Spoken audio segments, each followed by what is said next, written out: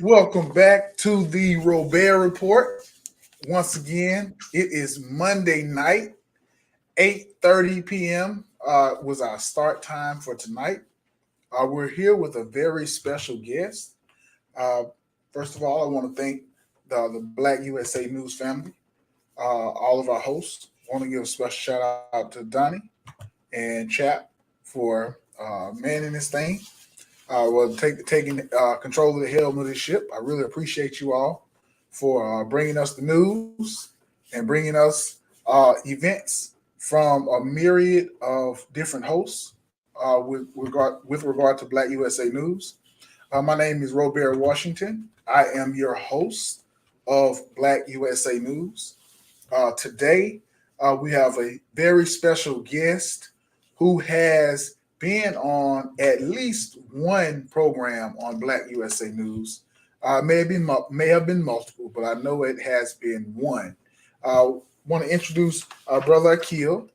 Brother Akil will tell you more about him, but I've talked with him a few times. I actually saw him on one of Brother Donnie's shows, and I really enjoyed the conversation he was having regarding mathematics, history, and just his perspective on the importance of people learning mathematics. Brother Akil, how you doing today? I'm doing good, brother. Doing good. How are you? I'm doing all right, man. We in his thing. We in here.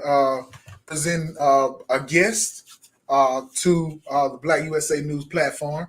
Again, this is the Robaer Report, where our mission is to tout individuals and their contribution to society and society's development. All right. So, as I said, me and our brother Akil, we met over by way of the phone a few weeks ago and playing a little phone tag. Finally, we got our schedules organized. And he's here today to talk to us about all this math. So, Brother Akil, so tell us about your background, where you're currently teaching, if you would like to, your degree standing, and courses you teach. And I believe you're at the University of Cheney. Is that correct? That's correct. That's Okay. correct. Tell us about those things right there. You know, what you teach, degree standing, courses, and all that. We want to get a background on you first. Okay, so a little bit of biographical information. I was born in New York, but my family moved to Baltimore when I was young. So I spent my formative years growing up in Baltimore, Maryland. After graduating from Morgan State, I relocated to Philadelphia. So I've been in Philadelphia ever since. Philadelphia, Pennsylvania, that is, not Philadelphia, Mississippi. But I've been in Philly for a while. I've been a high school math teacher since '05. And I transitioned from being a traditional high school math teacher to an adjunct professor and also an entrepreneur, developing my company, All This Math. And those are the two main things, at least professionally, that I'm doing besides raising my children and just, trying to be a better Black man every day, you know. And the college that I teach at currently is Cheney University. I started teaching at Cheney back in 2019. So this is about to be the end of my third full year at Cheney. I started out teaching in the summer bridge program in the summer of 2019. And they were kind of just looking for a math teacher. And I was available and I found out about it. So I talked to a good brother named Jelani Ghana, who was in charge of the program that summer. And he put me in position, put me on. And then it just so happened that I was in the right place at the right time, because in that fall semester of 2019, they also had a professor in the Department of Natural and Applied Sciences where the math courses are held.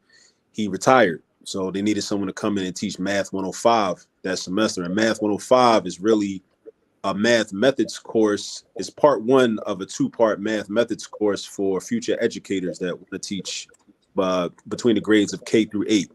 So I'm basically teaching the new math that a lot of parents are made uncomfortable by. I'm teaching, a lot of, the elementary school math and the middle school math. And, I'm trying to really make sure that these future teachers have a solid foundation and understanding of mathematics in a procedural way and also in a conceptual way.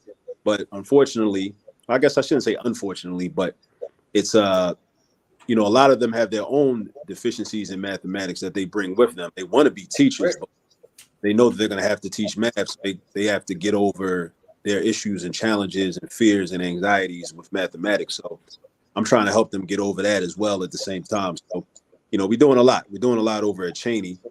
And that's part one of the course. But then part two is Math 106. So typically what happens is Math 105 is offered in the fall, and then Math 106, same group of students, is offered in the spring. So right now, there's a cohort group? Sort of. Not exactly. Anybody can take the class whenever they need it. But typically the students, advance together, every year. So every year I pretty much have had the same group of students in the fall into the spring, unless, life happens and somebody isn't able to come back for the spring semester, or I think I might have had a situation where somebody only needed Math 105 for some reason, maybe back in 2019. But yeah. So that's really what I'm doing at Cheney. And actually Cheney, in my office at Cheney, is where I've recorded a lot of the videos for my YouTube channel, a lot of the mathematics instructional videos for my YouTube channel, which to help, not only students with understanding math better by, watching YouTube and getting direction in that way, but also for parents. So that's why I appreciate being able to come onto your platform and talk about what I'm doing as a way to market what I'm doing to the community. Because I really, overall, I want Black people to feel comfortable with mathematics. And that's the work that I do.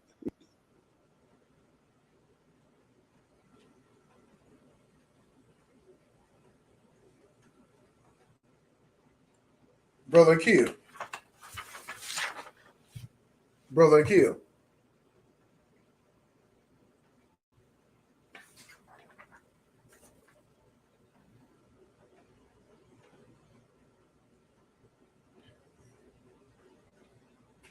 Brother Akil, your sound went out. If you can hear me.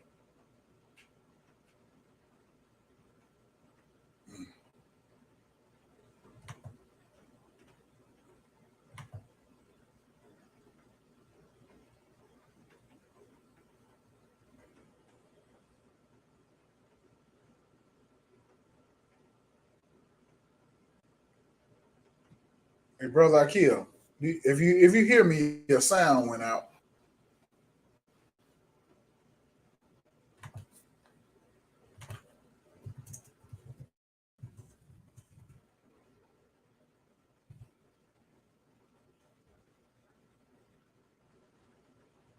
Let me see. Yeah, let me see. I don't hear you.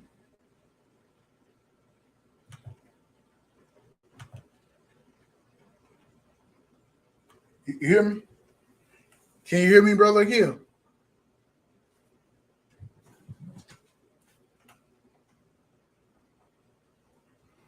Because we are live and the sound went out.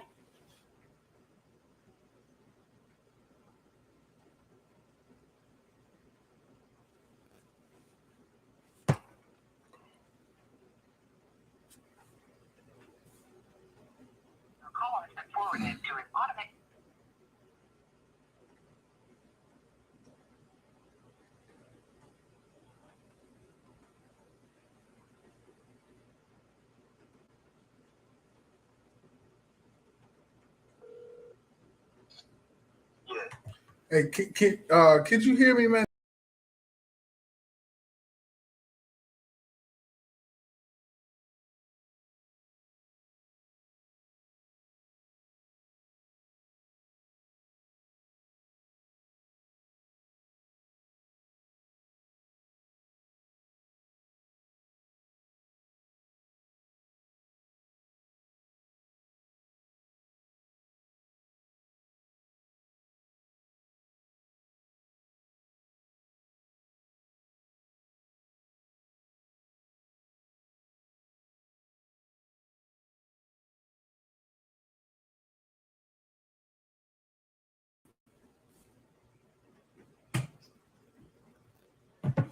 Sorry about that. Guests, viewers, we're back. up. It is raining over here on the East Coast in DC, Maryland, Virginia area. I didn't know it was raining also in Philly. So, hello, you Okay. hear me? Yeah, can you hear me now? We're back. Yep, we're back. We're back. We're back. Okay, I hear you.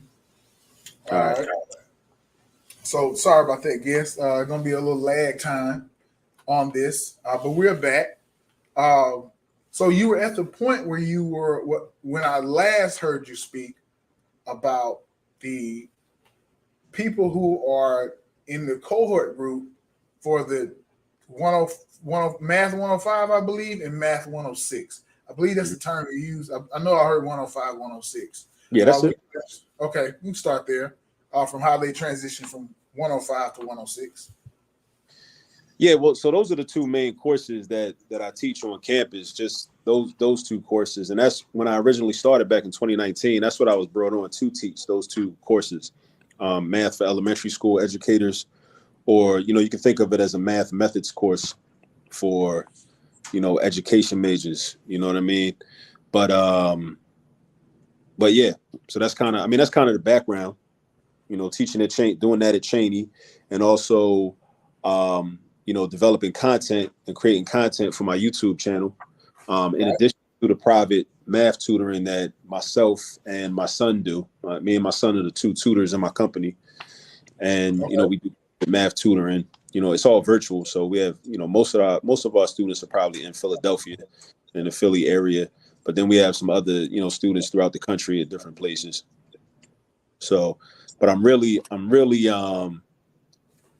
very encouraged and motivated to promote this YouTube channel because, online content is really, where everything is going toward nowadays anyway.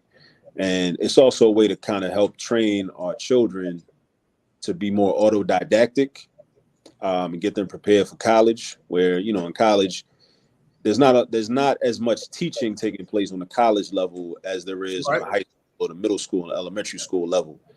You're kind of you get a certain level of support, but a lot of the learning has to be done on one's own. So I'm providing a resource where if you need support in algebra and geometry and trigonometry, pre-calculus, or even elementary mathematics, pre-algebra, that you can go to and you can get not a live lesson, but a recorded lesson at any given moment, as long as you have Wi-Fi and you can access YouTube.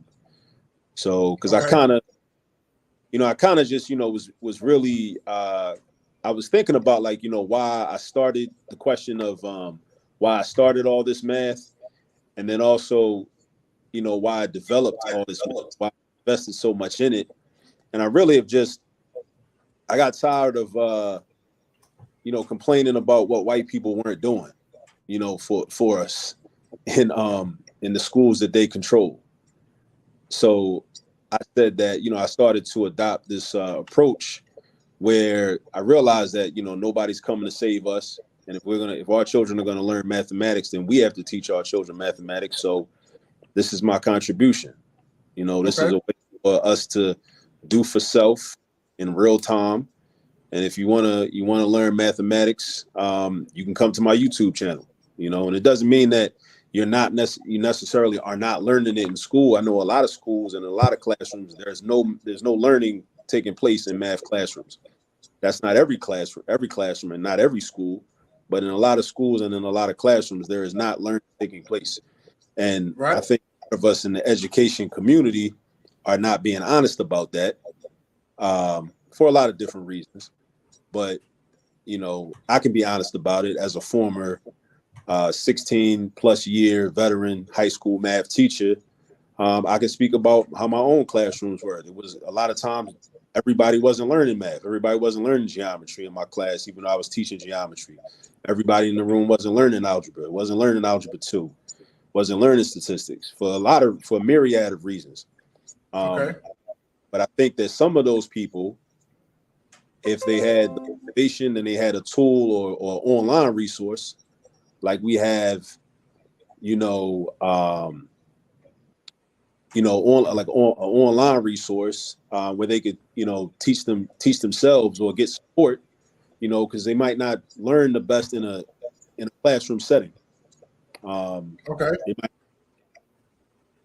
to just be in a quiet space at home or something, or by themselves, somewhere else where they kind of are free of distraction. Right. Not afraid of distraction. They might just need that, just like with a lot of things that people learn on YouTube, So I wanted to provide that, and that's what I'm doing now. Yeah. So I'm providing that, and I would like for it to become a household name.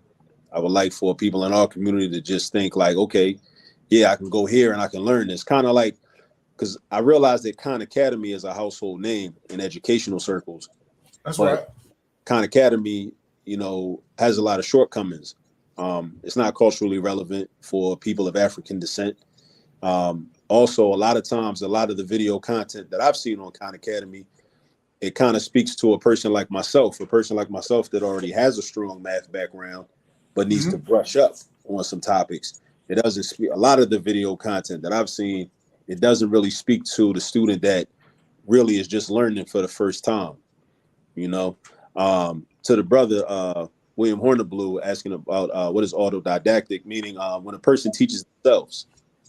That's what I mean by being autodidactic, able to teach oneself, which is what YouTube is used for a lot. People can go on YouTube and almost find anything. I've heard the nickname YouTube University. People go on YouTube, find out how to, replace parts on their car.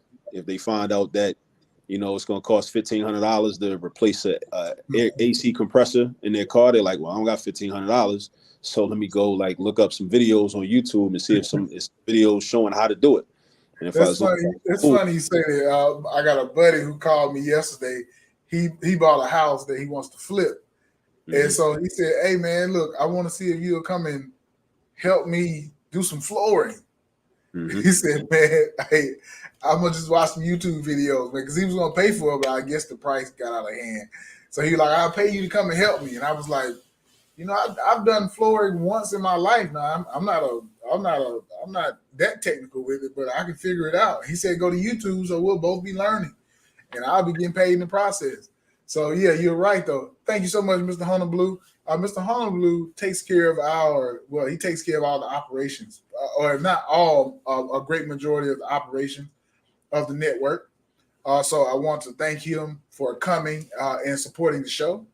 He has an awesome show has an awesome morning show. And Mr. Honolulu, if you're here, log into the stream, man. I would love to have you on so that you can ask your question directly to our guest of honor today, if you're still here.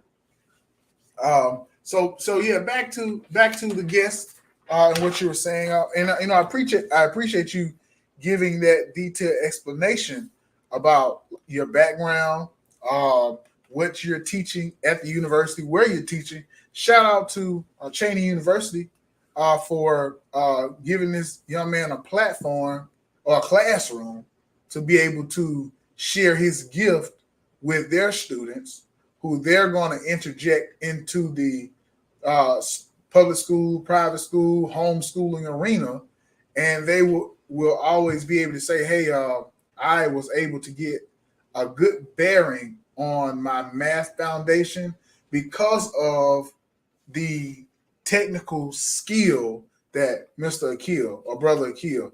I don't know. He doesn't have a PhD right now, but they say, speak it into existence. If that's something he wants, if he doesn't want that, we won't speak it into existence. And so, I had another question. What age groups do you typically work with, or do you typically prefer to teach when you're teaching the levels of mathematics that you are comfortable with? It's a good question. Let me think on that for a second. I've taught all age groups, like through all this math and the tutoring that we do. I've tutored as young as 5 years old, I believe, and as old as a person in their 50s, an adult learner, someone going back to college to get either their first college degree or, get another college degree. So I've kind of tutored the full gamut and the full range of ages. Oh, there go my daughter. Okay. Yeah, I put the website in the background. Yeah, that was the side of when she was a little younger. She's also she co-stars, or I should say she stars in some of the videos on the channel. And I co-star for her. I'm just there doing, teaching the math lesson, but she's really the star of the video. Shout out to her. Okay. So yeah, but to your question, what do I prefer? That's hard to say. I don't really know that I have a preference. I like to vary. I like to have, various I like to, approach different types of math at different times. Whether it's algebra 1, geometry. I really don't like to stick with one sub genre of math all the time. I like to have some diversity in terms of what type I'm teaching or tutoring. It keeps it interesting. And it's also cool because what it does is, by exploring the diversity of math and being able to see the diversity, it helps me to see the connection and kind of like the cultural unity, like shake on to joke. And I guess this would be like something, a hystematics. The late scholar Joke wrote, one of his books was The Cultural Unity of Black Africa. So where he recognized that, there are differences among different people on the continent of Africa, but there's much more similarity than difference. And their cultural connections, their, threads that are which make us inextricably linked as a people. Math is a similar way, like whether it's algebra 1 or 2, geometry, trigonometry, they all kind of build on each other. They're interconnected to each other in different ways. Even the elementary math, that really, I would argue, a lot of people have challenges with mathematics on the high school level and the college level, not so much because of that more advanced content and the rules, theories, and the properties and the advanced content, but it's the foundation. Yeah. A lot of people have very weak foundations in math. And a lot of people in elementary school, they may have a general understanding of how to do arithmetic, but they don't really learn math. Right. They don't really understand math. They don't really understand numbers. And I say that as a person that has firsthand experience. So, I'm not that in a condescending manner. I'm saying that as a person that has experienced that myself. One of the benefits of teaching this course or these courses at Cheney is that I'm teaching the elementary school math that these teachers are going to have to in turn go on to teach. And what I've realized having to teach this is I realized my own blind spot to my own education and how, as a child, like I said, I grew up in Baltimore. I went to Roland Park Elementary School. Big up Roland Park. Big up Roland Park. That's what my son. I apologize. So I jump in here. You rep my son's elementary middle school. I gotta shout it out. So okay. I was there from 88 to 93 when I graduated the 8th grade. Nope, they were there much later than that. and then went to Poly after that. Big up Poly. Oh, right. I remember I saw you when I was on Donnie Glover's show. You were in the audience. Oh, okay. I hang around y'all. Yeah. But yeah, I've been able to recognize a lot of my own personal blind spots and also see that I was very proficient at procedures, but I wasn't proficient in concepts or conceptual understanding. And what happens is a lot of times when we don't have that conceptual understanding at an early age, it leads to a lot of problems because we end up having to just memorize steps, but not know you do the steps or why the steps even make sense. And then, you end up in an algebra class years later, and with the algebra, it's like expectation is that, okay, you already know how to add fractions together, or you already know how to add a whole number to a negative fraction, and you already know how to find common denominator. But you might have never really fully learned that years ago. Like why you do it. Yeah, you don't know why you do it. You really don't understand what a fraction really is or what's Absolutely. You know what to do with it. Track fractions, you know? Yeah. And so I really appreciate the fact that you are taking the opportunity to empower people, and teaching them that math is more than just the procedures, step 1, step 2, step 3, and step 4.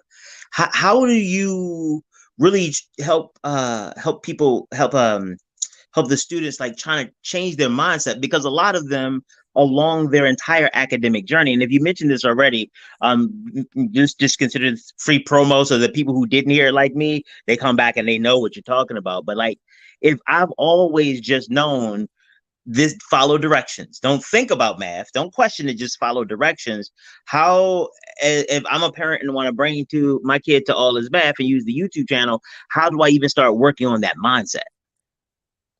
So that's a great question.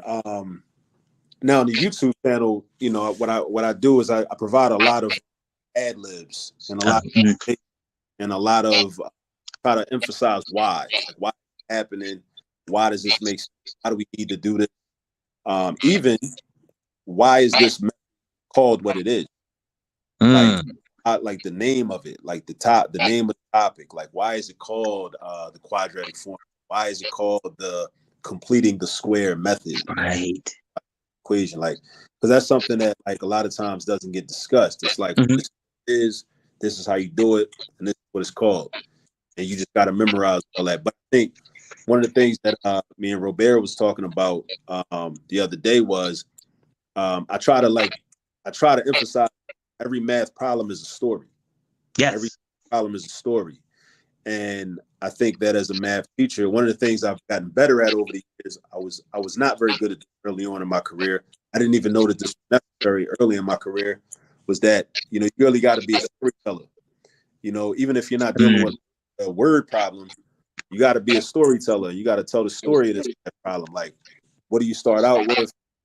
What are you doing with the numbers? And what comes next? Right. Like, doing after that? What are we trying to do? What's our goal? You know, we're trying to solve an equation. Okay, how are we going to do it? And then we have options. That's another thing too. Like, so if it's a story where we could have went this way, right? But you showed, but we went the other way, and that was cool because, you know, a lot, and that's what I try to emphasize also a lot, that it's kind of like this in a lot of mathematics instruction is like this kind of theme of like monotheism, right? Yes. Where it's like there's only one way to do this problem, and students will get upset with you because if they had a teacher in 6th grade that taught them this one way, and then they come to your class in the 7th grade and you showing them a different way, that's like words to them. It's like, no, Miss So-and-so told us this way. I'm like, that's cool, right? I appreciate that, but I want you to have more options, right? Less options. I want you to have more options. It really empowers you because then you can choose which method you want to use. Right. And based on how some problems look, like this problem, the way it's set up, it might make more sense for you to use the method you learned last year. But now, let's show this other method. Now you realize, oh, okay, so if the problem looks like this, then it actually makes more sense for me to show the method that you're showing us, Mr. Parker. So now I'm being more efficient. I'm able to be more efficient with my time, and with my approach to these problems. So yeah, I'm trying to promote, like, I guess a polytheistic approach. Absolutely. How we do math problems. And I think it is one of the things that you have kind of hit upon in really great detail. It seems like it's the anchor of is this idea is that math is something that is a tool that you use, and not a tool that you use. What do you call them? Well, I guess they're still tools, the ones that artists use, an instrument. Math is an instrument to solve problems. And I think sometimes what ends up happening is that we lose that in our development of math. This rote instruction, the Dewey system of, yes, I tabula rasa, you know nothing, you poor ignorant mush you. And I am the genius instructor ahead of all the knowledge that you will ever have. because it's not like you have the internet, because that's not like you talk to anybody else. Or you'll have another teacher other than me. And so and I know that a lot of times, some of the time, the parents get caught up in it as well. Why? Because we had the same math experience. Mm-hmm. I remember when my kids were going to Roland Park, and one of them they did. You probably know it, Singapore math. Does that sound like a thing? I'm a little familiar with it. Okay, I eighth grade, I was like, bruh, I got nothing for you.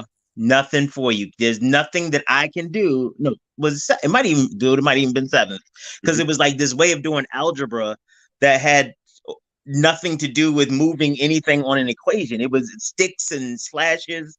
I didn't understand what was going on, and so I embarrassed as it was, kind of, it was a little proud but embarrassed. Like, I had nothing to offer him. Luckily, he was in one of those ingenuity program where they have all that additional support. But if we hadn't been in that, I'm done. I wouldn't even know how to help him, and he was gifted. So, like, what kind of advice could you give to a parent so that I can be prepared to help my kid wherever they are on the continuum? I think sometimes it goes the opposite way, where I want you to be more gifted than you actually are. And so how do we as parents start to try to calibrate some of that?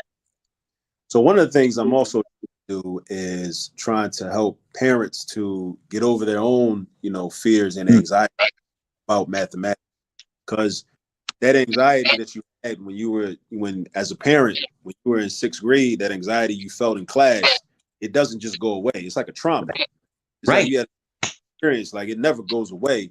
And even if a person goes through therapy, they learn how to manage it, but it doesn't really go away, so to speak. Right. You learn how to cope with it. Yeah, you'd have to have like a lobotomy or something. Go away. You can learn, because we can do is gain tools to help you process it in a healthy way and help to manage your behavior, so that you're not reacting to it at all times and being unhealthy and passing on the pain to other people. So I try to encourage parents to.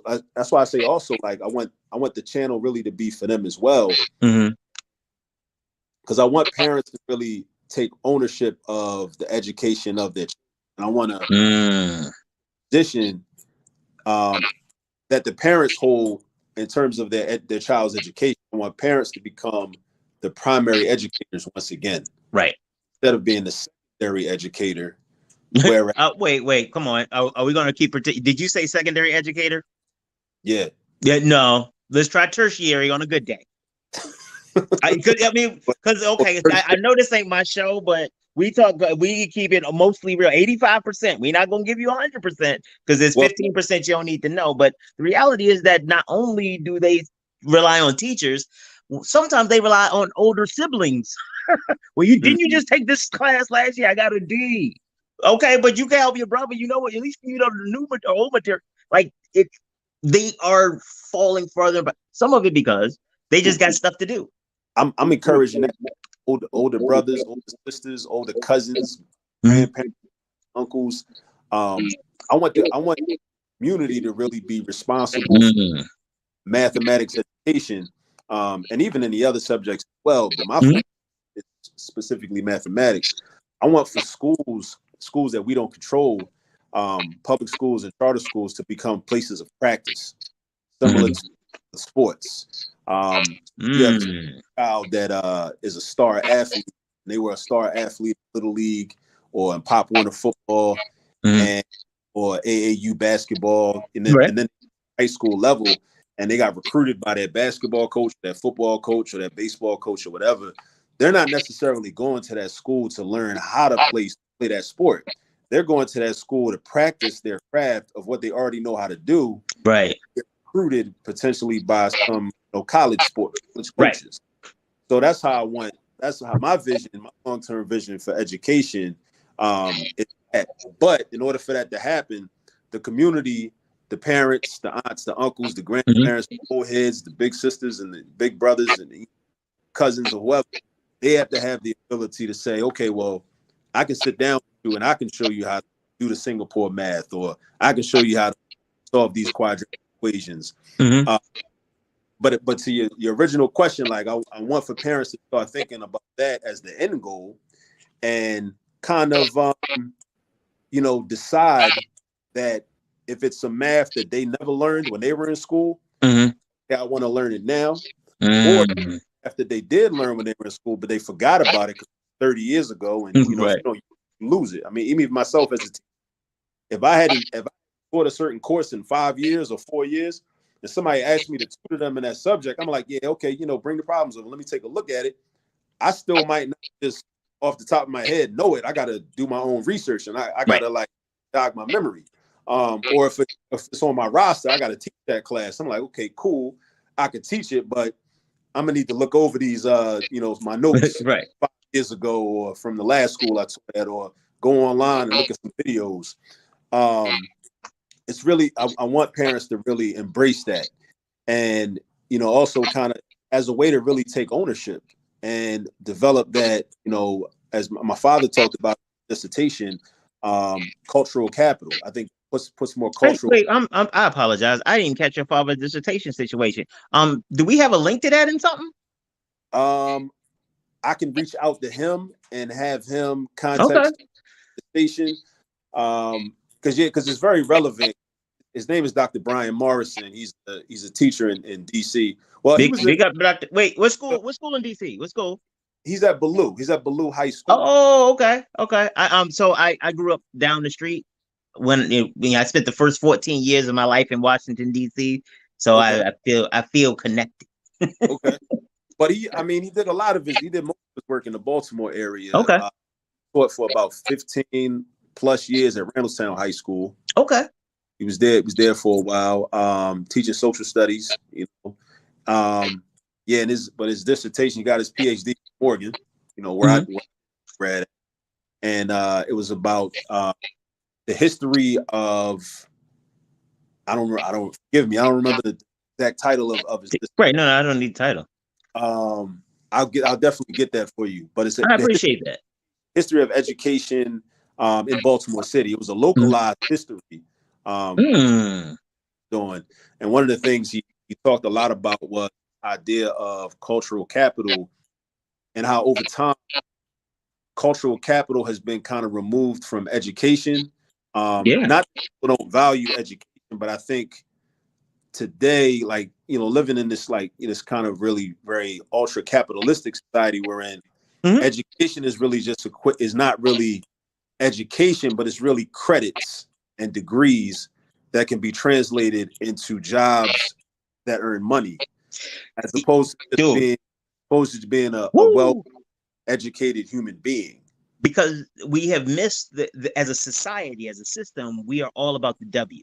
However we measure the W, if it's how many dollars you have, how many degrees you have, it's how do you just get the W? And we've gotten so bent on just winning and accumulating stuff, relationships don't matter. That's why we don't take any time to get to know anybody. It's commoditized. It is, I don't need a relationship if I got cash. I don't need a relationship if I got power. And so we spend all this time trying to amass all of these things to help us avoid the necessity of having relationships, because some humans are trash. And it just kind of comes back down to that, and recognizing, again, I appreciate the fact that even in the way you're describing your father's work, that you recognize that there is a need to engage people in a culturally competent, and not the buzzword culturally competent that, everybody who has a certificate in DEI right now is like, oh, I can tell you. No, I'm talking about like cultural competence from the experience of the culture. Right. I appreciate that the way that you all are trying to meld the subjects into that context, where math isn't this thing you do at school because you got to do 4 of them before you graduate, or 5 maybe. But it is a tool for problem solving through life. Right. Do you really help them understand how math fits into like general, like regular person decision making or anything like that? I try every I get, because another thing from the classroom teacher, you always get that question, like, when am I going to use this stuff? And early in my career, I didn't really have good answers for that question, or for that question. But what would happen, and I would get frustrated. My ego would kick in, and I would feel like I was defensive and feel like, okay, this kid's just trying to be a smartass. Like, Right. He's frustrated with the lesson. He don't want to do work. But then over time, I realized that's really one of the most important questions that a student can ever ask is, when am I going to use this? And it's really incumbent upon the teacher to be armed and be ready to answer that question, and also understand that answer is going to be different for different students, and it's going to be different. Say that again. Say that again. Say something again, because there's an educator and a parent out there that needs to be able to hear you say those words one more time. So you have to be able to answer that question. When am I going to use this stuff? Right.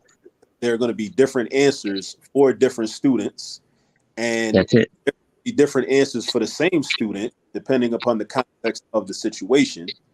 Because sometimes a lot of times we kind of get caught up in, again, the capitalistic pursuits. Kind of say, well, the gatekeepers, people that control the jobs and control the economic system, they say that you got to jump through these hoops. So you got to know math so you can get the high paying jobs. Yep. And that's true, but that's kind of cheapens it. Right? Yes. A larger benefit, and this is why I always push on when I see these memes that float around the internet, when people are showing their frustration years later, and they think, and it's kind of funny when they're saying like, oh well, another day went by, I didn't use a squared plus b squared equals c squared, and I didn't use the quadratic formula. And I understand where they're coming from. I get that, but what they're failing to realize is it's not about the formula. It's not about solving a specific problem. It's about your brain being trained to think in that way. Yep. And that is a transferable skill that you can apply in any situation, right? Knowing how to solve problems, knowing how to think critically, being able to do math and be successful at higher level mathematics or even intermediate level mathematics, it trains you, even sometimes unbeknownst to you, to think in a critical way where you're able to look at information, internalize the information, organize the information. There you go. That's the one I was waiting for. I was waiting for you to say organize, because that is the game changer right there. You got to be able to organize your information, organize your tools, organize your ingredients or whatever you're going to use, and then use a formula, right? Whether you realize it's a formula or not, use a formula to come up with a solution to a problem. And a lot of times we don't know how to solve problems. So if you're a person that doesn't really know how to solve problems, you have no option except to just complain, and you're limited to like bitching and moaning. Like all you can do is bitch and moan. You don't have any other tools. Yeah, because you don't have the tools. You don't know how to problem solve. I'm sorry. You tricked me. You're not slick. You're not slick, Robaer. Because I'm sitting here, I'm about to burn these dang on cookies. I'm gonna go ahead and finish baking, y'all. You got me all excited here talking about education. You're not slick, dude. You're not slick. I'm gonna catch you though. No, I want to tell you thank you so much.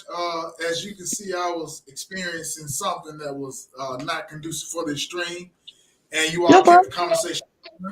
And actually, Mr. Honeyblue, you were asking questions that me and Mr. Akil had written up already. So I don't know. Hey, look, you sent me an email. I hope you ain't watching my email. You big brother, right?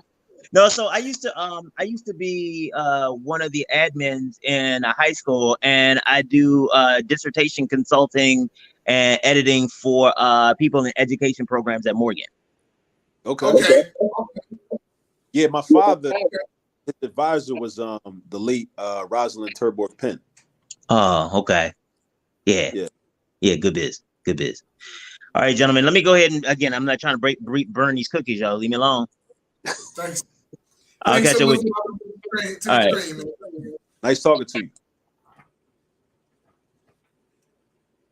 Mr. Akil, I want to say thank you, man, for working with me, because I had some real issues going on over here with regard to my camera, and then the whole system just shut down. And so we can talk some more. Well, we will talk some more on this stream, but we'll have to do another stream as well, and we'll have it up to date. It has not been good for business, but we're back at it. Let me ask you this: did you all speak about histomatics? Not really. I think we touched on it, but not explicitly. Okay. Like the histomatics is, I think I mentioned this. I don't know if we were having technical difficulties, but like at the beginning of the program, histomatics is an example of it. I should say is recording a video where I'm doing some mathematics instruction, and just me wearing this sweatshirt, representing Mission College. Of course, Mission College is a fictional college based on different historically Black colleges, and it's the fictional college from Spike Lee's movie School Days, from the 19th. So, but just having a person think about what a HBCU is, the HBCU experience, and some of the people that HBCUs have produced, while we're thinking about mathematics. Okay.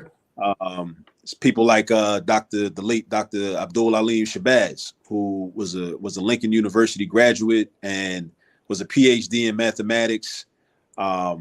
Also taught at Clark Atlanta University. I believe he was the department chair there at one point. He was the department chair at Lincoln at one point. And I think historically speaking, he's responsible for producing more Black PhDs in math than any other single educator in society. And he made transition maybe about 10 years ago, if that long ago.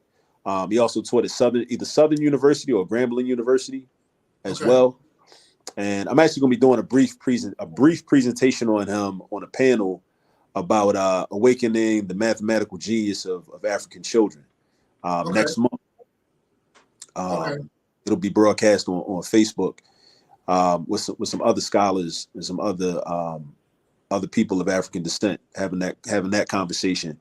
But yeah, so what it does is, I might have a Malcolm X hoodie on, or a Kwame Ture t-shirt, or so you're gonna get both, and again I'm like I said earlier, I'm tired of, or I got tired of kind of thinking about or complaining about what white folks are not doing for us, and I decided to try to be more intentional and develop something tangible where we can really do for self, and we don't got to wait for nobody else. And that's really what it is. That's really what this is. Space for people to come to really learn math if they're not learning it in school, in the classroom, and also to support and supplement what they are learning in school. Because a lot of times the teacher might not be a bad teacher. It might just be an issue of like the student just needs more practice. The student just reinforcement, and they can't get enough. They're not getting enough reinforcement of the skills, because there's one teacher, there's 25, 30 students in the class at any given moment. That's right. It might be on a block schedule situation where they only go to math class every other day, even if it's a 90, but they only going every other day. So they don't get math every single day. So they might need that support on the days in between. And then you out of luck if, like, let's say, in a particular week, let's say you're in an A week or a B week, whatever it might be, and you got your math class on Monday, Wednesday, and Friday, but then you came to school Monday, Tuesday, and Wednesday, and Thursday, but then you don't come to school on Friday. So then you go back and you don't have math the next week until Tuesday. Yeah. So here it is, you was in math class on Wednesday, and then you don't sit in the classroom where you're learning or practicing math until the next Tuesday. It's about 6-7 days. That's 7 days. Yeah.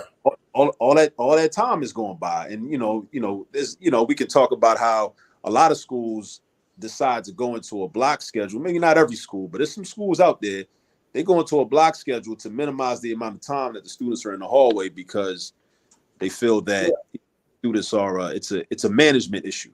It's about containment. You know, we want them in classrooms for more time. They can't be in the hallways, you know, because the fundamental belief is that a lot of people have, the fundamental belief that a lot of people have is that Black people are savages and Black children are savages. You know, it's the same type of racist ideology that, you know, was embedded in the groundings and the foundation of Western society and of this country. And a lot of our own people have internalized it and believe it. And it makes its way to a lot of educational policies. So again, if you're missing class, because you're on a block schedule, even if you're not on a block schedule, you just miss a day in class. You know, in some schools, you know, missing that one day would be critical. Yeah, that's right. Especially if a test coming up, especially if it's not a test, a major exam when you only have four exams throughout the school year or school semester. If you're in if you're not if you're in a high school or middle school, you may only have 4 major tests that calendar year. So, you know, and speaking of that, right? So a person, a child, a student, we call them students, they're having trouble in school, all right, gaining access to adequate education regard to math, all right. You and I spoke about this topic of number sense. And as a sociological term, I'll use the word, a social science term, I'll use agency. A person taking their own agency and coming up with a way to better their own situation. So one of the things that we talked that you and I discussed was how to learn mathematics in the household, how to learn mathematics while you're driving in the vehicle. So how does that look in the household? Measurements. You know, these are questions that I'm asking. If you're in the kitchen, in regard to measurements, when you're in the car, you're looking at the military time versus the standard time that we're familiar with, or Celsius versus Fahrenheit. Can you speak to that on how a parent, can work with their child so that they can develop a sense of understanding math outside of just being stuck in the classroom? Yeah. So, and what that does is it also removes the stigma around mathematics, and it removes the feeling of for parents of feeling that the feelings of inadequacy that some parents may honestly feel. They may not talk about it, they may not admit it, but you know, because you know we're human beings, you know, and we have ego. You know, I mean, even right. I got an ego, you know, so I may not want to admit that I'm weak at something or I'm not as strong at something, you know. Right. So, but when you take mathematics and make it more practical and more pragmatic, and you know, when you're riding in the car with your child and you're like, okay, listen, I set the clock to military time, the digital clock on the dashboard to military time on purpose, but I want you to tell me what the time is in the normal way or the standard way that we typically tell time. And then once you tell them like, okay, just take the military time, as long as you're in the PM, AM versus PM. So that's another conversation. They may or may not already know what the difference between AM and PM is, but let's say they do know the difference between AM and PM. And you say, okay, well, just subtract 12. You know, you take the military, you know, and subtract 12. And rest in peace to my uncle Walter, who taught me military time when I was a young child. Okay. I never thought it was real fascinating. I said, wow, like people, so it's more than one way to tell time. Wow. You know, I remember that being as a young boy.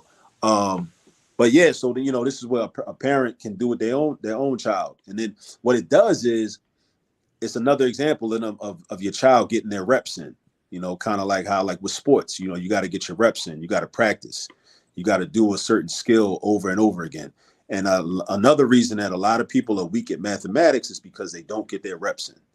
You know, they wait until they only do math when they're in school. You know, only do math when they're in school, and then when they're in school, they're kind of trying to avoid it. So they're not really doing it a lot of the time. If it's not a teacher standing right over top of them, they're not doing it. Or if the teacher's not going to collect the assignment and they find out in advance, oh, you're not collecting, I'm not doing it. They're not doing it. So you're not getting that. They can get reps in, quote unquote, reps in the car, converting standard time to military time or military time to standard time.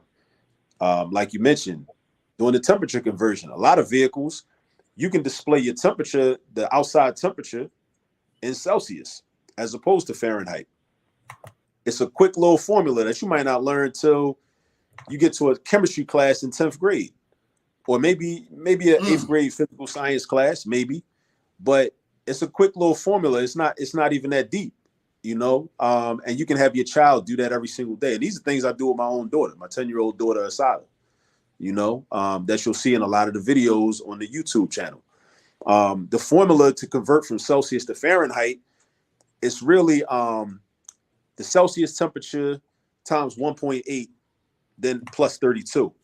So what I did, I made it even simpler because it's all approximate anyway. I mean, I'm not a meteorologist. I don't know what the real temperature is outside anyway, but we can get close to it, right? So I just say instead of doing 1.8, let's round it up to 2. Let's round 1.8 up to 2, the whole number 2. So really all you're doing is you're taking the Celsius temperature, you double it or multiply by 2. And that's important also because that's another conversation. That's a mathematical conversation. Doubling something is the same as multiplying something by 2.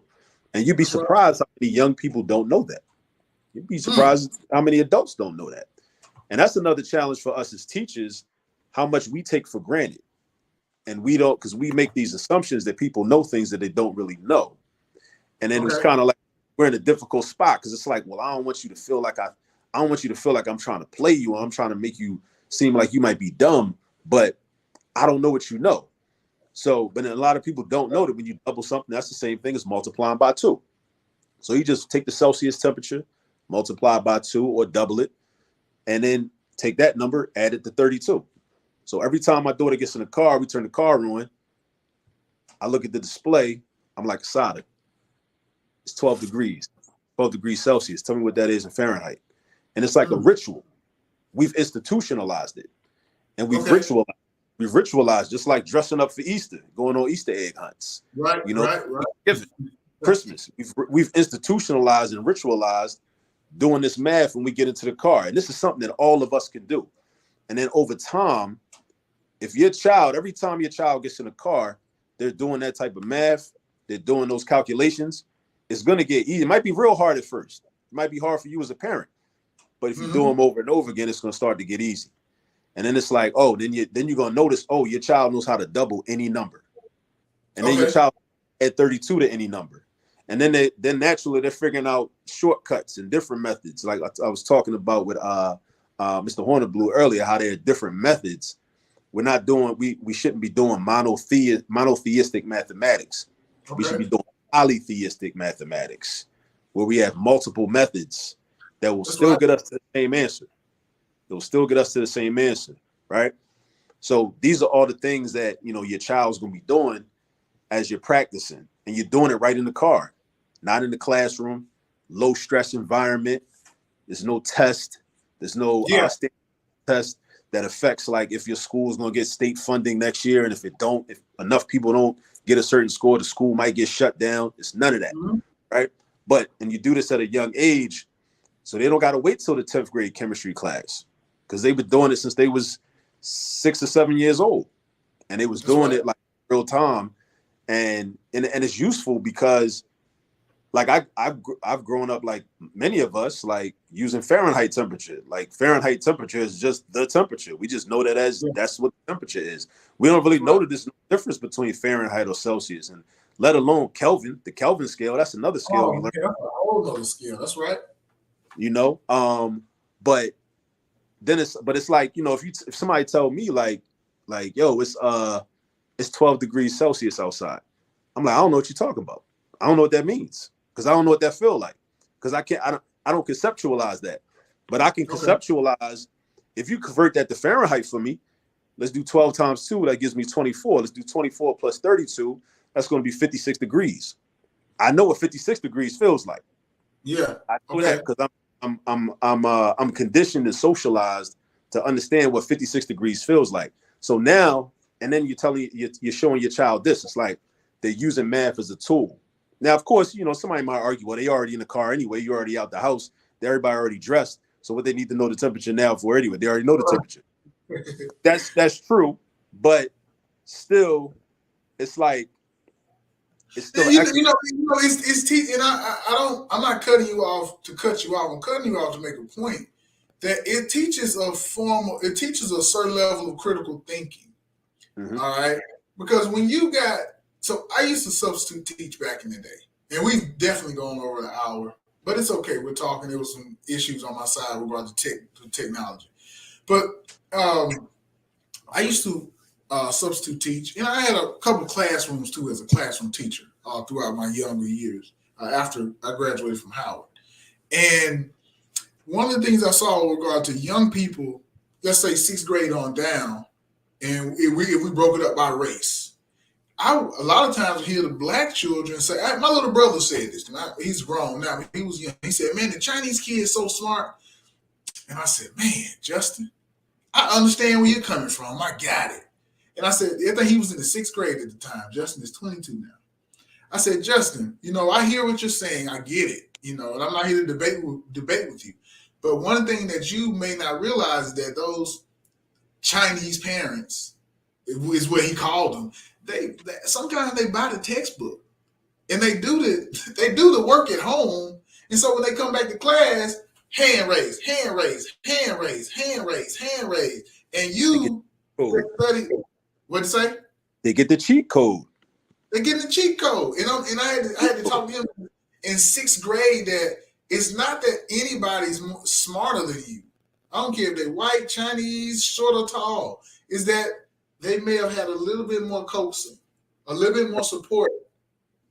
That's all it is. It's preparation. It's just like when I was telling my students at one point, well, several different groups of students I've told this to, that one of the reasons that we do poorly in mathematics in classrooms is because it becomes a self-fulfilling prophecy, and we're not that good at mathematics because of who we're comparing ourselves to. Right. And a lot of times, we sit in classrooms, we compare ourselves to, and I use my son as an example, right? I can use my daughter as an example too, right?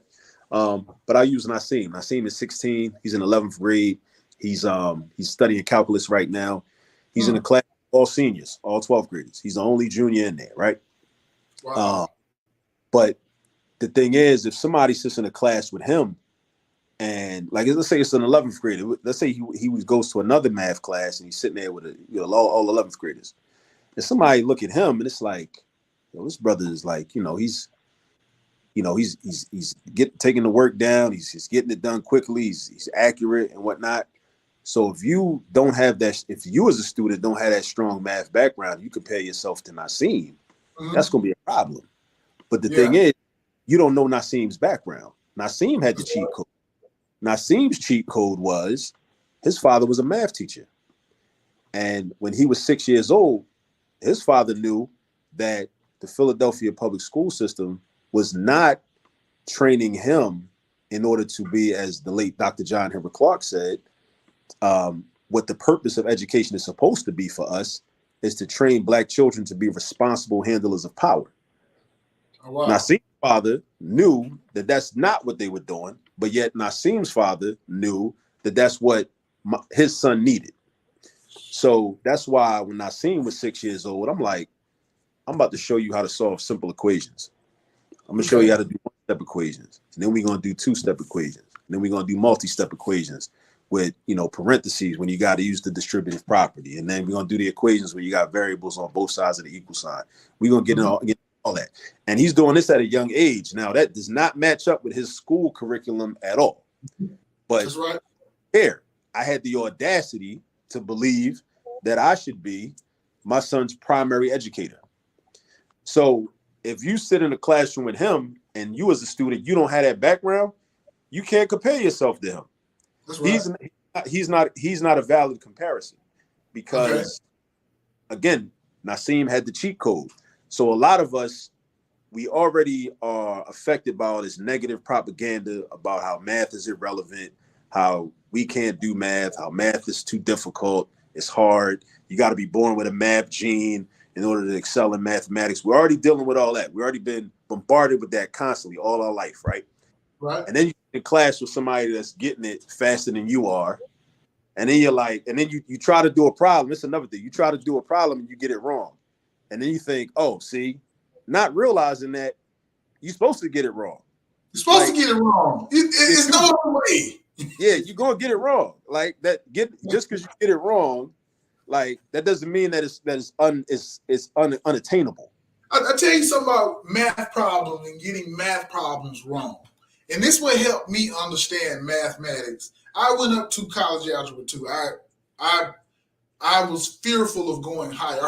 I heard this term, differential equations. I said, I don't know what the heck is that about, but I'm going the opposite direction. And I stopped my math journey. And so one of the things that helped me with math was getting a problem wrong. And I would work on it the second time, the third time. And every time I worked on it, I get another step right, and then the rest of it would be wrong. And then I go back and start from the top. And then after about 10, 15 times of working on a problem, I would have gotten that problem correct, and the rest of the chapter was a breeze. Mm-hmm. Like, wow. If I had to just stop or went and took a break or did something and just gave up, I wouldn't have gained the skill necessary on that one problem. Because that may have been an anchor problem that I was working on to set me up for the rest of the chapter or for the next 2 or 3 chapters. So I hear what you're saying about getting a math problem wrong, man. That's powerful.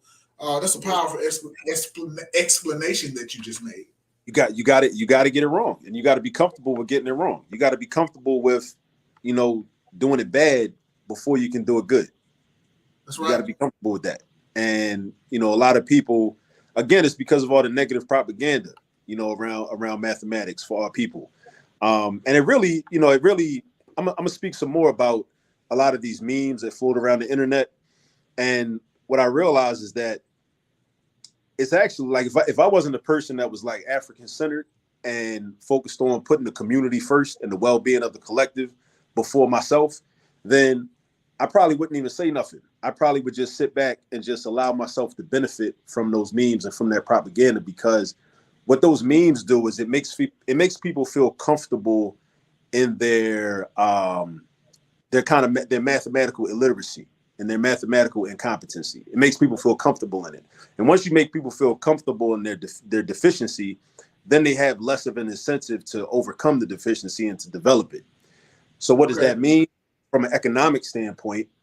It means that if you condition and socialize all these millions of people, hundreds of people, thousands of people, that math is hard, math is irrelevant, math is not for you, then they're going to believe that. So then the people who do excel in mathematics, what does that mean for us? That means that we're always going to be special. You're elitist. You can be trained to believe that you're elitist over those other people. That's interesting. Wow. We're going to be, but and we have the skill set. So it's like, well, we can do something that most people aren't trying to do what we know how to do. Okay. So what those memes and everything really do is it really helps to maintain the status quo, and actually not even maintain the status quo, but to kind of increase and exponentially enhance the current status quo, because it makes more and more people feel like, okay, if more people feel like math is irrelevant, more people feel like math is too hard, more people feel like they can't do math, more people feel like we should take math classes out of the school system and replace it with other personal finance, where you're still going to need math to do the personal finance content anyway. So it's not an either or situation. It's a both and situation. And it's really about application of things that are relevant, like personal finance, using Algebra 2, using Algebra 1, right? Then the people that are like, I know math, I excel in math. These people in the economic system become more valuable because we're the ones that can do it. Just like everybody can't drop a transmission out of a car and replace it with a new one. That's right. So a lot of times gonna help you with that. So you're right. So again, this is why with Hystematics, we try to have conversations about political education, economic education, because when a lot of people, out of frustration, they make claims and they say things like, well, why don't they teach this in school? Why don't they teach that in school? Well, that's a good question. But if we understand America and how Western society is set up, we understand capitalism. Well, I should say more specifically, monopoly capitalism, how all of that is set up. You know why you can't teach everybody that? Because then if everybody knew how to cut hair, and you teaching young people how to be barbers, teaching everybody how to cut hair, then how barbers gonna make money? Right. How they would never be able to be barbers that'll say, you know, I'll come to your house and cut your hair, or come to the shop, and they won't be able to charge $50 to give you a haircut. They won't be able to do that because anybody can do it. They can go anywhere and get that. Like, what makes you special? Why should I pay you $50? It's supply and demand. It's a simple supply and demand, which is another formula. It's another mathematical concept. So again, back to my other point that I was making, when people talk about, you know, when am I going to use this stuff? Why do I need to know this? It's so you can think like that and understand how the world works. Because the people that are controlling the world, the people that make the decisions that dictate how the world will go, how the economic systems will function, and how all these, you know, these political systems function.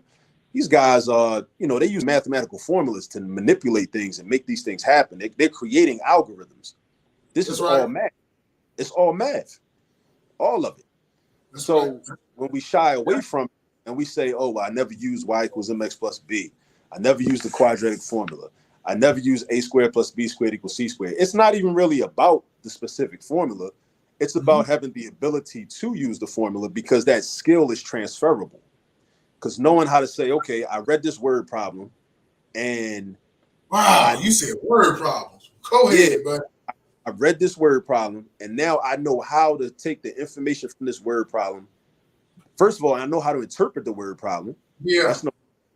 Because I know how to read, and that's another thing too. A lot of times there are reading comprehension deficits that are masquerading as math deficits. They're not really math deficits. Reading and math goes hand in hand. They work in tandem. But a lot of times you sit in a math class, teacher gives you a word problem, you can't really read it effectively, but you're like, oh, but I'm in a math class, so that means I'm not good at math. Like, nah, bro, you can't read. You can't read, homeboy. That's what it is. That's what it really is. And that's a serious conversation that we got to start having more about, how the lack of reading ability feeds right into a lack of math ability. Because before you can do the math problem, you got to know how to read the math problem. You got to know how to read. But back to the formulas that people claim that they never use.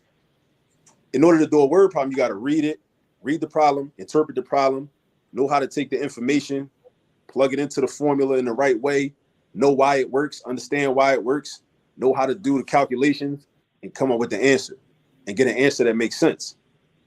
And that's a transferable skill. That's a life skill.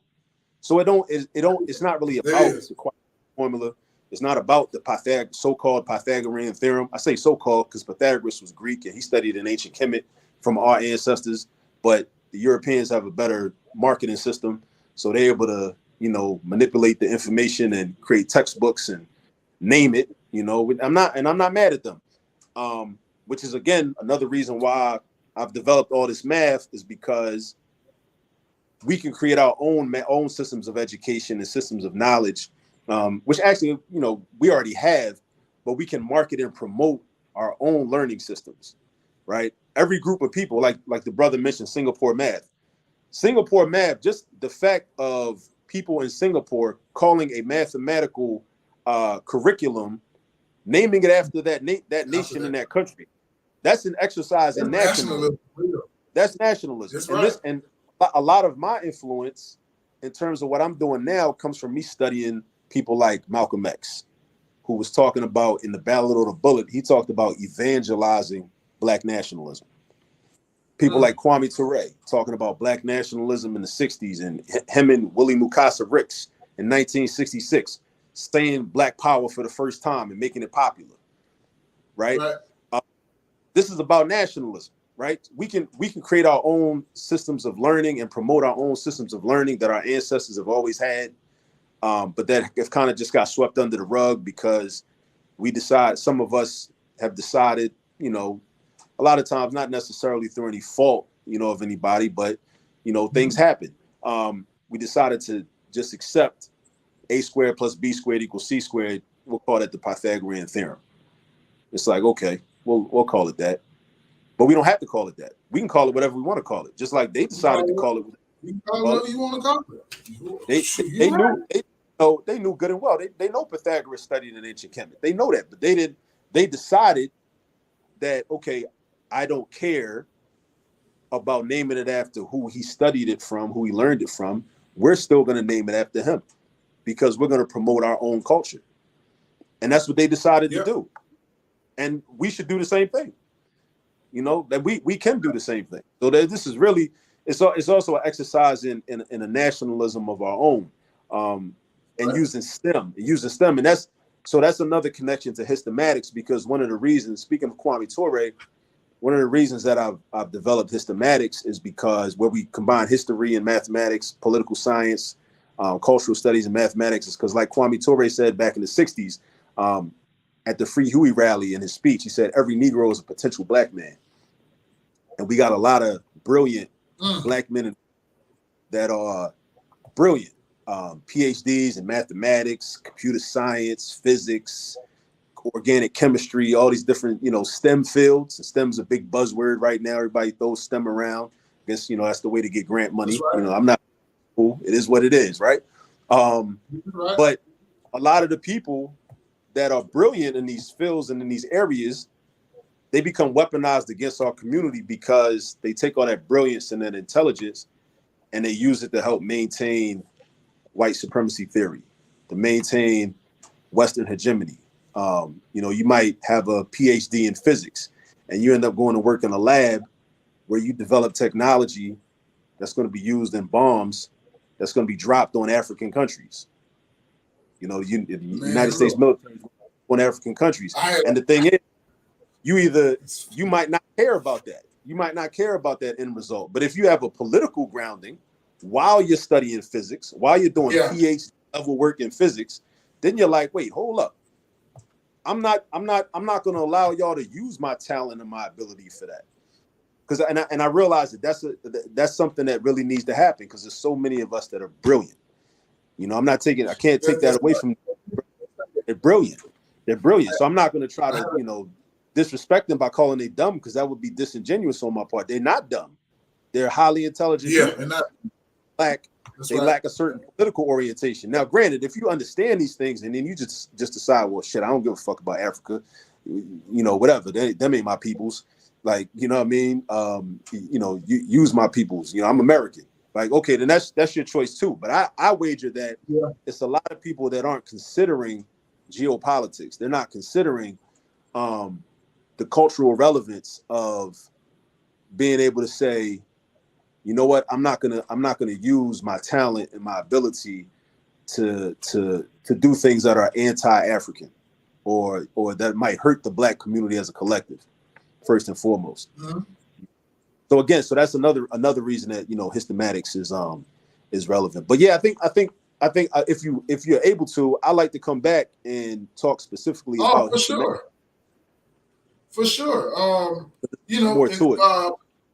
Because you do have that tab on your website, and there's a video link. We tend not play videos on the network because there may be copyright strike issues.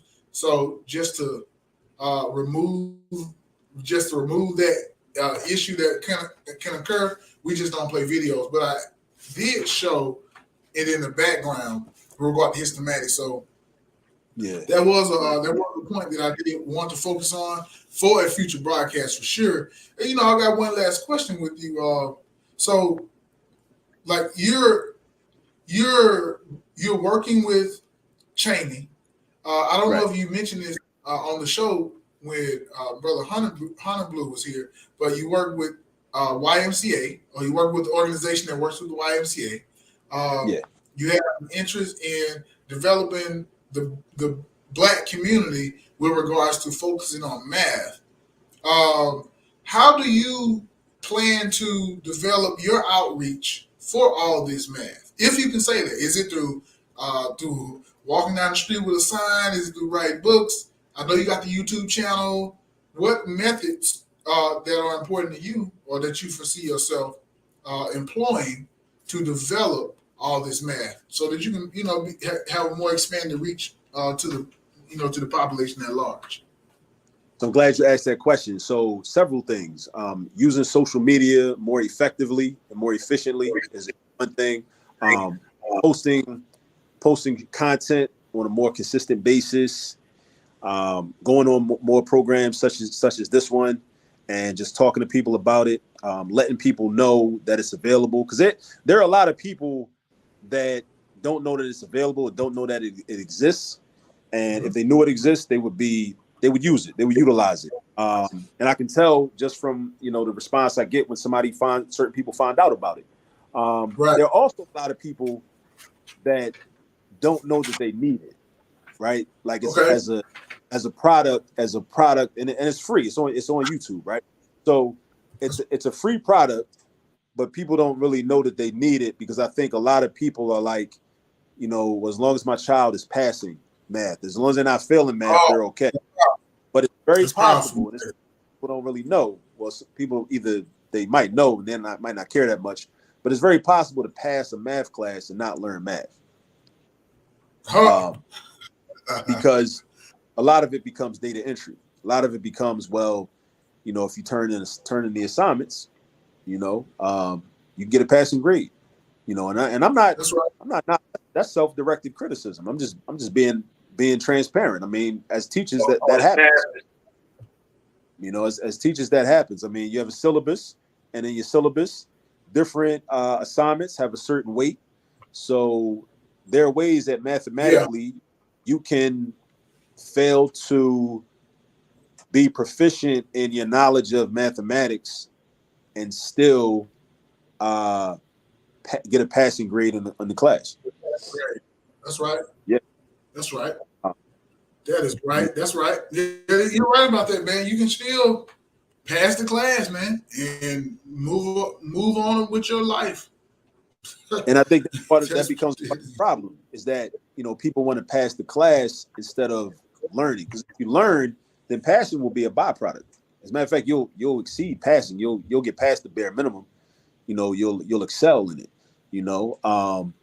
But again, the mindset, and that's again something else I'm trying to do. I'm trying to change the relationship that the Black community has with math in general. The young people out here, their parents want to avoid it. So then that kind of gets passed on to the child.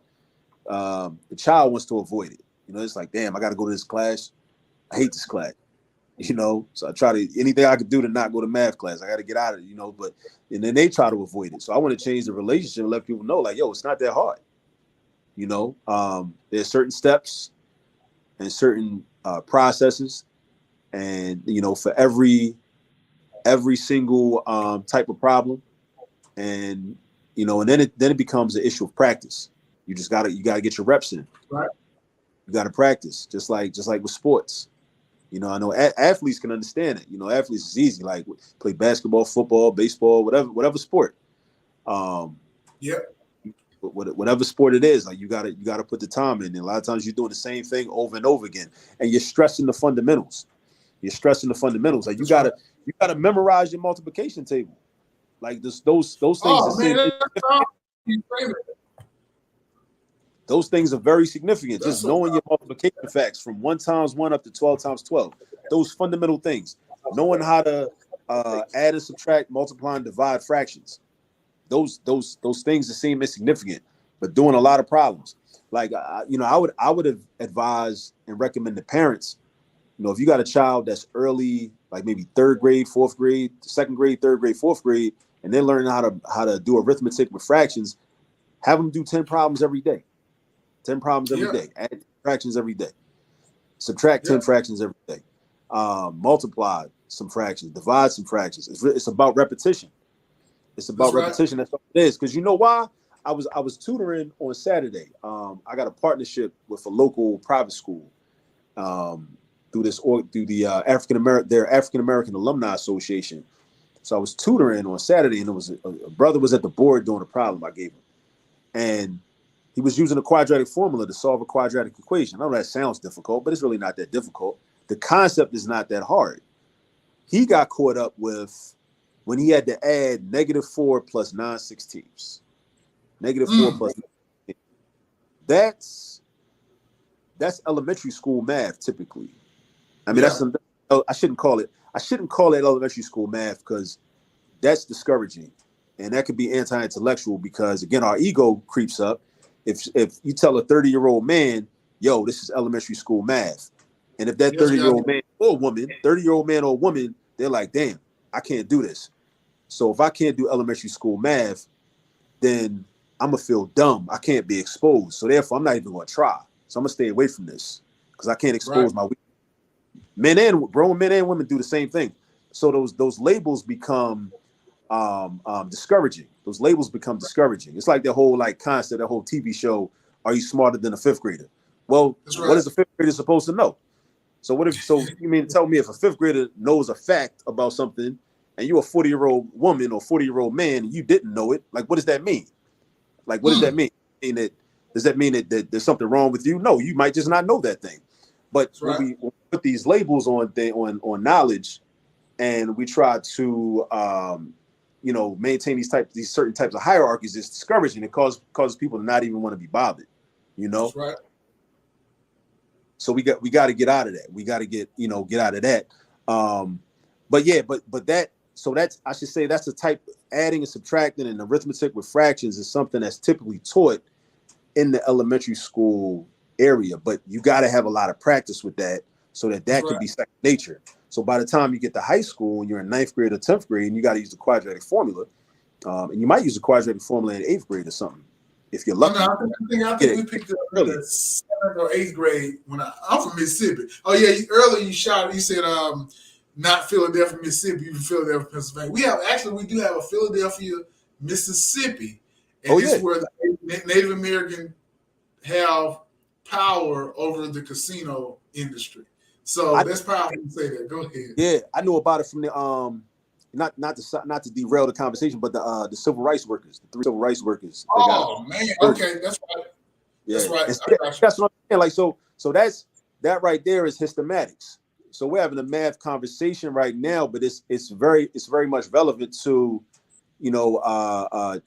Schwerner and I forget the other two. Goodman. Goodman. Yeah, it's very relevant to that, and we can create math. That's a powerful thing you just said right there because and look, I'll say this, man. It was a story that was going around in my town that there was a tool, a piece of machinery, a tractor or something that was involved in that case. That tractor, I was in Mississippi in 2016 or so. You there? Yeah. Okay, your screen. Okay. That tractor that was supposedly involved in that case was still in the same spot in my hometown.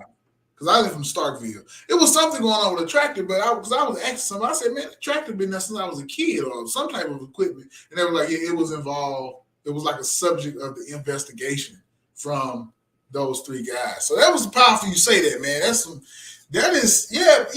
I get what you're saying about hystematics now. Because you're talking about mathematics and you get into you just get into talking about mathematics and trying to get somebody to understand, and then a subject of historical significance comes up, and it may seem like it's out of the blue, but it's not. It's relevant to what it's relevant. That's all I can say because that's a new topic for me that you're talking about, and I'm stumbling over words, but I kind of get it, but I don't. And so for you to be teaching that to the people like myself, I consider myself an intelligent person, but I know absolutely nothing about the study of hystematics, as it is, and if it's packaged up, I'm gonna be a neophyte to the core on that. So I appreciate you on that one. That's awesome. Yeah. So but yeah, man, I want to say. We definitely gonna hit you back on because I'm gonna have to be talking to you some more about this hystematics, so I'll be able to develop some good questions with you for you to answer, and just so I'll be comfortable in our conversation and moving forward. And at some point, I'm gonna get some better technology going on. This has been this issue with the stream has been usually just an audio issue was in and out. The video will slow down, but this actually it just completely shut off today, which is weird. But We worked it out. I really want to thank Mr. Honeyblue for coming in. Yeah, yeah. Question in the chat. He took over the stream. I'm not gonna say that out loud. He took over the stream.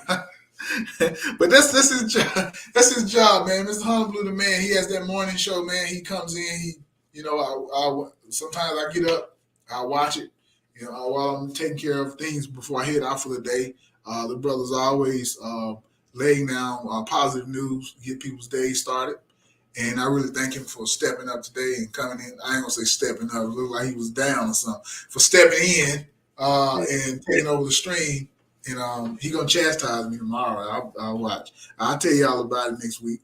So, hey man, I want to thank you, man. Hey, I like you, man. And I'm saying that because Donnie said it too. Donnie said I like you, and Donnie. I wanted to bring you on because Donnie talked to you in his show when he interviewed you, and I was like, wow, you all had like a real good banter going on. I was like, you know what, you're the type of person that's a real good guest because you're able to carry the conversation but not get off track and it still be relevant to the question at hand. And it's good information. It's actually it's entertaining what you're talking about. Not entertaining like I want to laugh or anything, but Right. it's probably edutainment. And so it's something that you can go back and research. Like hit Wikipedia or something. Like, man, I feel like getting smart today. I appreciate that. It's funny you bring up edutainment. Well, I keep mentioning Kwame Ture. Kwame Ture is one of my intellectual heroes, one of my favorite African revolutionaries.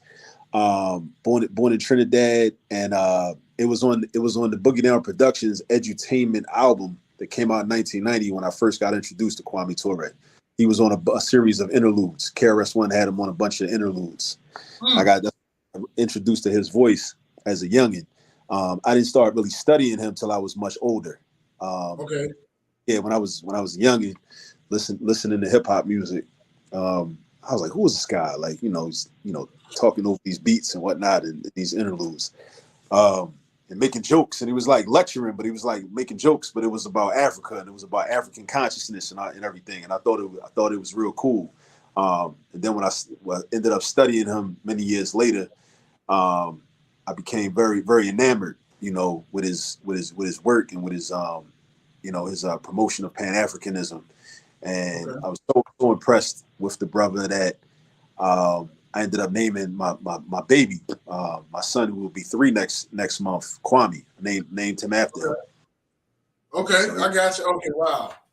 Okay. That's powerful. You got a story behind you. You have a whole story behind giving your youngest child. At least you told us that story. I can't say about I believe you said you had 3. 3, yeah. Yeah, you gave us your story, and that's pretty powerful for the stream. I thank you for offering that gift to the stream, man. You didn't have to do that, but you did, and I appreciate it. He might give me some views out of here, even though it's at the end. But appreciate it. But I'm not gonna. I know I had about 15, 20 minutes of downtime, maybe. I appreciate you, man. We definitely gonna have you back on here to discuss hystomatics in detail. And until next time, next Monday, April 25th. God willing, we're still here. And we will be back with another exciting guest on the Robaer Report, where our mission is to talk to individuals and their contribution to society and to society's development. Have a great week. Take care. Peace, you all. Peace.